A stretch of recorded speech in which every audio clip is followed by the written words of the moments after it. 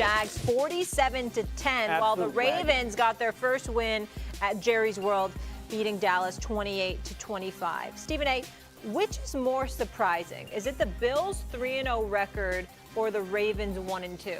For me, it's the Ravens 1-2. I know that a lot of people didn't expect much from the Bills. I was one of those people, but you do have Josh Allen. This is the start of the season, and just because you started this way doesn't mean you're going to finish this way.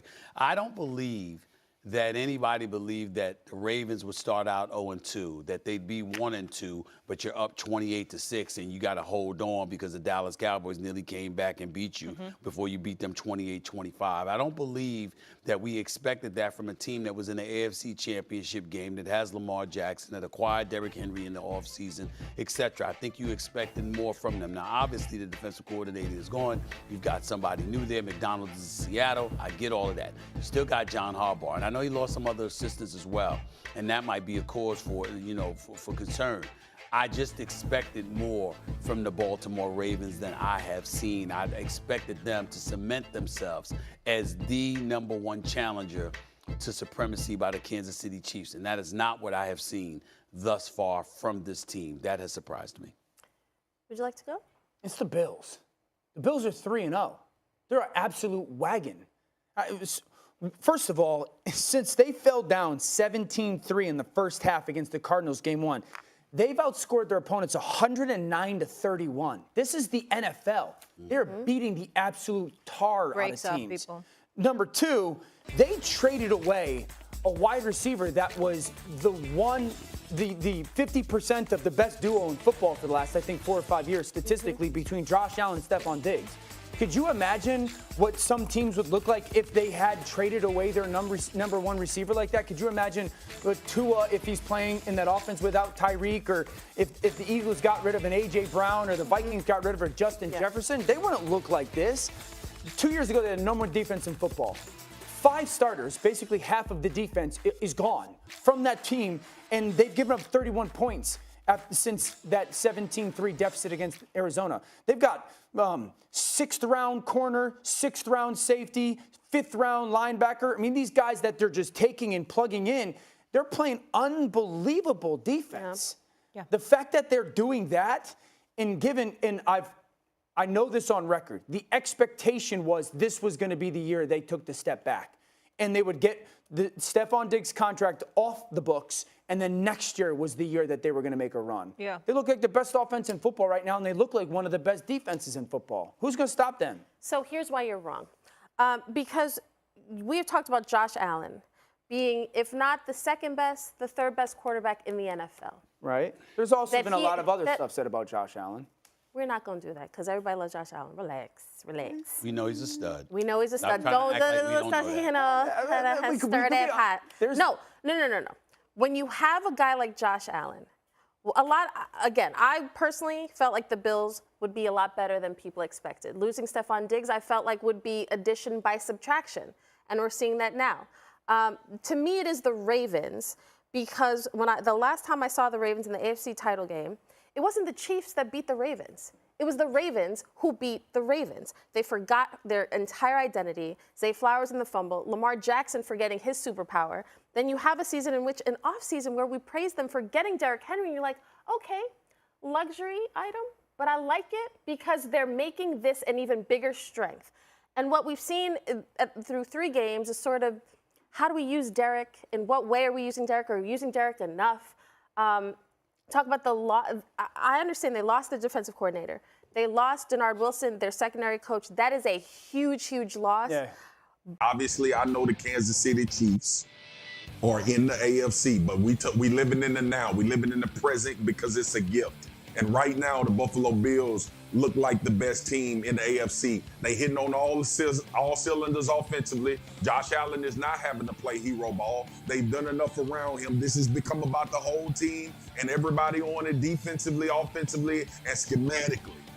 But we also got to see how it looks as well. If we get a clean game from Josh Allen with no turnovers and you operating at a high level like you've been all season against the Baltimore Ravens, and we know Lamar Jackson and that offense are going to have some success, then we got to have a whole different conversation about where we think the Buffalo Bills can go if they go out and dominate the Ravens like they've been dominating the past few weeks. Let's have that conversation because we have one doubter here. Look, if you ask me, and everyone has because I've been on this book tour the last couple of days, to me the Bills have clearly looked like the best team in the AFC, and Josh Allen, I think, is a clear favorite to win MVP of the league. There is one person who's not buying Buffalo, and that person is Bartholomew Scott. Why? Listen, looks can be deceiving. We're too early in the season to be saying that some team is the most dominant team. They're going to play the varsity. Now, listen, they can change my mind if they go beat the Ravens. Let's see how they look against the Texans, and let's see how they look against Aaron. Because the thing is, when they go against the Ravens, they got a guy over there on that sideline that got a Superman vest underneath his shirt, too.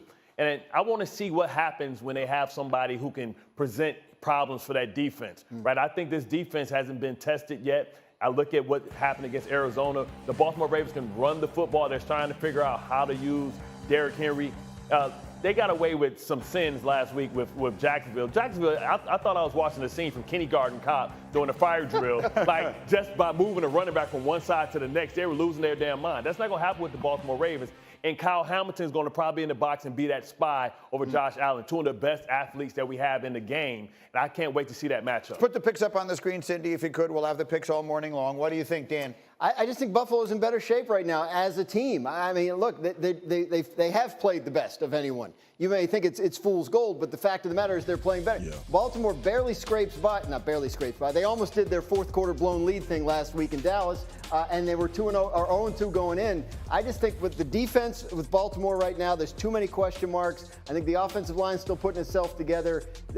Baltimore has work to do. Mike, Greedy, there's a fallacy that this style of play can't be explosive. They lead the NFL in points, and even though it's a run sort of like focused offense, Josh Allen's still making explosive plays in the passing game. Quickly, Marcus, go.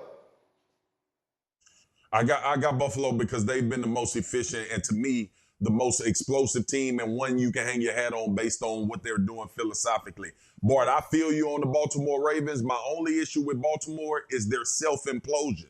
I think they're a really good football team. I think they'll get in the playoffs, but I'm not sure if this team can get out of their own way. They should be sitting here 3-0 at this point of the season. Yeah. It's going to come down to can Buffalo run the ball. The Baltimore Ravens number one in the league in stopping the run. Right. Now, on the flip side, they're one of the last teams in stopping the pass. But there's nobody on Buffalo that I fear. I don't fear Coleman. I don't fear Shakur, Kincaid. I think they have the personnel that can match up with Buffalo and make it difficult. So we're going to see. We're going to find out. Mess around and find out. The one you fear, I guess, is the one who plays quarterback, right? No, but I got Kyle Hamilton there. And I got Superman on the other side, too.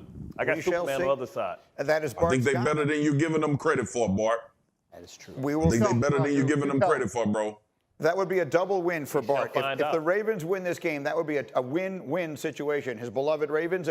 Breaking news out of the NFL where Packers quarterback Jordan Love is expected to return to the lineup on Sunday against the Minnesota Vikings. That is per multiple reports, including our lead NFL insider, Jonathan Jones. Now, Love has missed the past two games with a sprained MCL, with Malik Willis going 2-0 in his absence. You can catch Sunday's game between the Packers and the Vikings at 1 p.m. Eastern on CBS and streaming live on Paramount+. Welcome inside HQ Studios. Jeremy St. Louis alongside Danny Cannell. Danny, your reaction here, obviously a big boost for the Packers to get Jordan Love back. Oh, this is huge, especially initially when the reports came out. You thought, man, this could be 4 to 6 weeks. What could it do to the Packers season?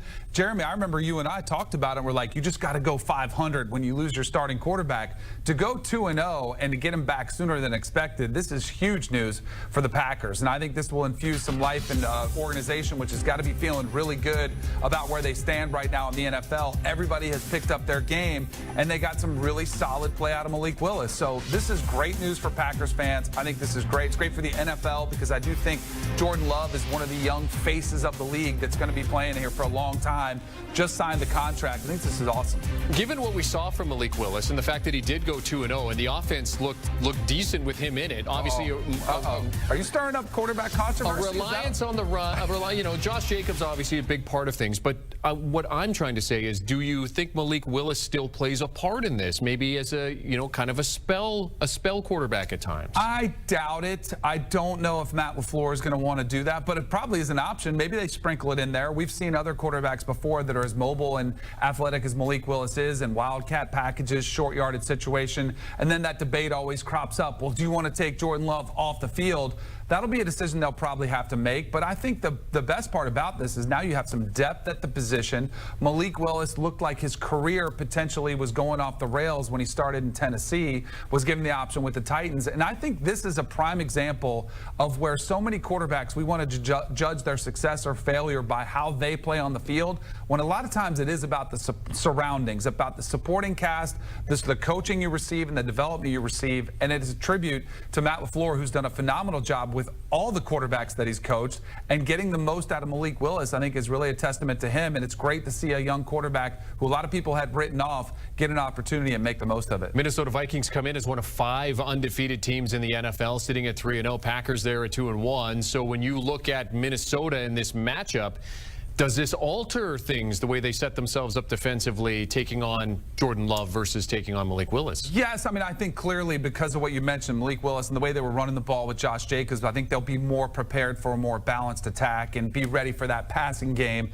to really sort of develop and evolve. So that's what I think Minnesota will do. But I don't think anything will change for them offensively. And speaking of quarterbacks that we're looking at, Sam Darnold's taking advantage of the opportunity there with the Vikings. Yeah. This is a traditional NFC North rivalry game that I don't think a lot of people thought we would have these two teams where they are, especially the Vikings sitting there at undefeated. No one saw that coming. It's going to be a fun matchup.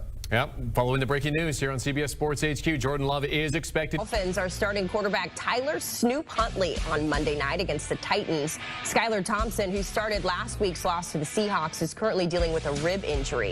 The Fins signed Huntley to their practice squad 2 weeks ago and have since elevated him to the 53-man roster, with Tua Tagovailoa sidelined with a concussion.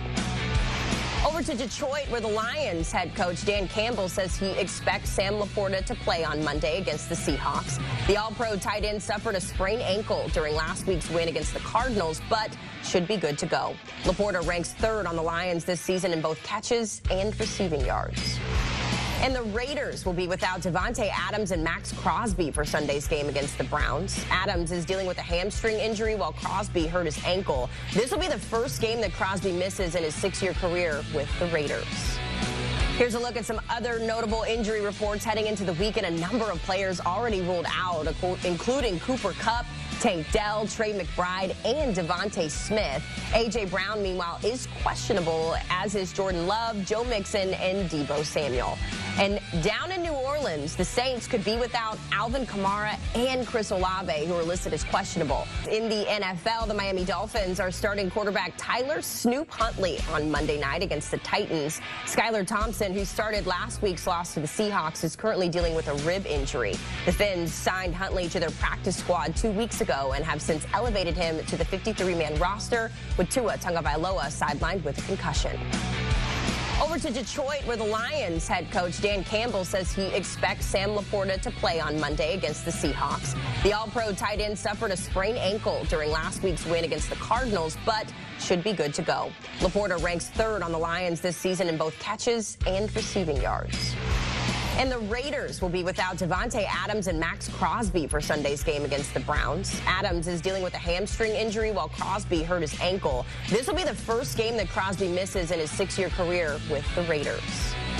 Here's a look at some other notable injury reports heading into the weekend. A number of players already ruled out, including Cooper Kupp, Tank Dell, Trey McBride, and Devontae Smith. A.J. Brown, meanwhile, is questionable, as is Jordan Love, Joe Mixon, and Deebo Samuel. And down in New Orleans, the Saints could be without Alvin Kamara and Chris Olave. We were finishing up our halftime show there, or our pregame show, I should say, and it was just crazy down to the wire. Damian, I hand this off to you. Unreal performance from Kentucky today. Absolutely. Shout out to Mark Stoops, and this is just a testament to what he's done to this program. It's not always going to be pretty. They're not going to put up a ton of points. They're not going to wow you, but they're going to make teams that are good beat them. They're going to make it dirty. They're going to make it grimy. They're going to fight, scratch, and claw offensively, defensively, special teams to keep themselves in games and to put themselves to win games like this. You know, I think back to the home game that Kentucky won against LSU all those years ago when LSU was potentially ranked #1. And Mark Stoops has, granted, he wasn't there coaching at the time, but this is what he brings to that program. So huge win for Kentucky, huge win for Mark Stoops. Shout out to those guys in the blue. I totally agree with everything you said. Congrats to Mark Stoops, but this is a devastating loss for Lane Kiffin and Ole Miss. Like, there's both sides of the story. I think this is what happens when you schedule a bunch of nobodies and you run through them and we all fall for it. And we're like, well, they scored 76 points against Furman. And they go out there and blow out teams, Middle Tennessee, Georgia Southern, Wake Forest, one of the worst teams in the ACC. And everybody's like, look how great they look.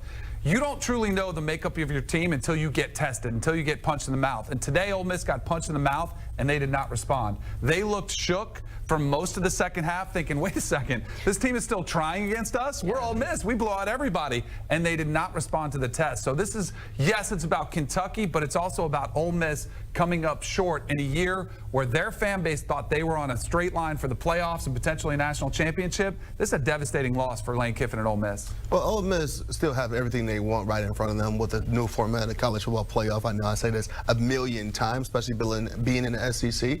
But going into the halftime show, I said it, this can be the upset of the year if Kentucky finds a way to pull this off. Just the simple fact of going into Ole Miss, all these high expectations, unranked Kentucky, coming off a nail-biter, really a nail-biter versus Georgia, and going in here and getting this win. Kentucky finds a way to be in games they really shouldn't be in, and then the following week, they're, you get blown out by Mizzou or something like that. South Carolina, they lost 31-6 to South Carolina. Exactly. So, I mean, this will happen when you let teams like that stick around for too long. Ole Miss Kentucky was allowed to really open up this game and sustain that energy, and really got it all the way down to the wire and ultimately getting a W. So. Let me ask you this. What went wrong for Ole Miss in this one? Because we kind of talked about how they dropped the ball on this. What went wrong? They just didn't respond well to being punched in the face. They didn't respond well. You see a 63-yard completion on 4th and long.